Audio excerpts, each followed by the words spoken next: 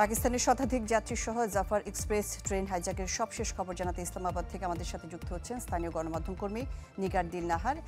নিগার দিল নাহার, ট্রেনটির হাইজ্যাকের পর জঙ্গি সংগঠনের পক্ষ থেকে কোনো ধরনের দাবি দেওয়া করা হচ্ছে কিনা, ট্রেনে থাকা যাত্রীদের তরফ থেকে কোনো ধরনের বার্তা পাওয়া গেছে কিনা?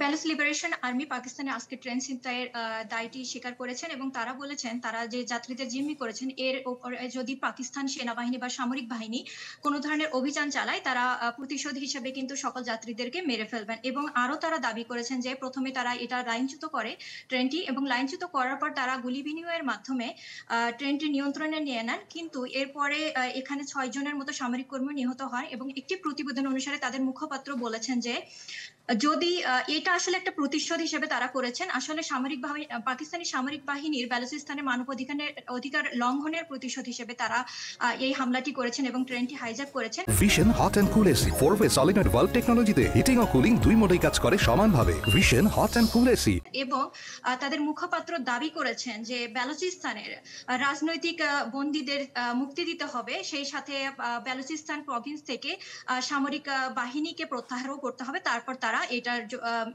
তাহলে তারা এই যাত্রীদের ছেড়ে দিবেন হয়তোবা। যে নিগার দিল নাহার, পাকিস্তানের প্রশাসন থেকে কোনো ধরনের ব্যবস্থা নেওয়া হচ্ছে কিনা? যদিও জঙ্গিরা বলছে যে কোনো ধরনের প্রশাসন থেকে ব্যবস্থা নেওয়া হলে তার ফলাফল ভালো হবে না। ইয়েস, তারা অনেক ধরনের ব্যবস্থা নিয়েছেন, যদিও পাকিস্তান সরকার এটা তীব্র নিন্দা জানিয়েছেন এবং দ্রুত তদন্ত করা শুরু করেছেন। আমি যতদূর জানি শেষ খবর অনুযায়ী আমি এই খবর পেয়েছি যে তারা security force clearance operation already চালু করে দিয়েছেন এবং আশেপাশের এরিয়াগুলো সুরক্ষা করার জন্য তারা সেনাবাহিনীর সেনা মোতায়েনও করেছেন এবং তারা যোগাযোগ করার চেষ্টা করছেন ওখানে যাত্রীদের সাথে। দুর্ভাগ্যবশত এই ট্রেনটি ৪৫০ জন যাত্রী নিয়ে বালুচিস্তান থেকে পেশাওয়ারের উদ্দেশ্যে রওনা হয়েছিল, কিন্তু এরপর থেকে কোনো ধরনের যোগাযোগ তাদের সাথে করা সম্ভব হয়নি। কিন্তু তারা চেষ্টা করে যাচ্ছেন যে ট্রেনে থাকা যাত্রীদের সাথেও যোগাযোগ করার জন্য এবং বিএলএ বালুচিস্তান লিবারেশন আর্মির সাথে যোগাযোগ করে এই হামলাটি থেকে যাত্রীদের রক্ষা করার জন্য তারা চেষ্টা করে যাচ্ছেন।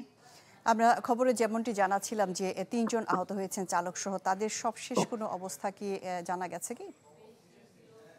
না, ৩ জন এখনো পর্যন্ত তাদের সাথে যোগাযোগ করা যায়নি। যত ট্রেনের কর্মকর্তা উনি বলেছেন যে চালক সহ ৩ জন আহত হয়েছেন, এতটুকুই খবর জানি। কিন্তু আমি লাস্ট একটা খবর পেয়েছি যেখানে বলা হয়েছে যে একজন নিহত হয়েছে এবং প্রথমেই ৬ জন সামরিক কর্মীও নিহত হয়েছেন। জি, নিগার দিল নাহার, আপনাকে ধন্যবাদ। পাকিস্তানের থেকে আমাদের সাথে যুক্ত হয়েছিলেন আমাদের গণমাধ্যম কর্মী নিগার দিল নাহার।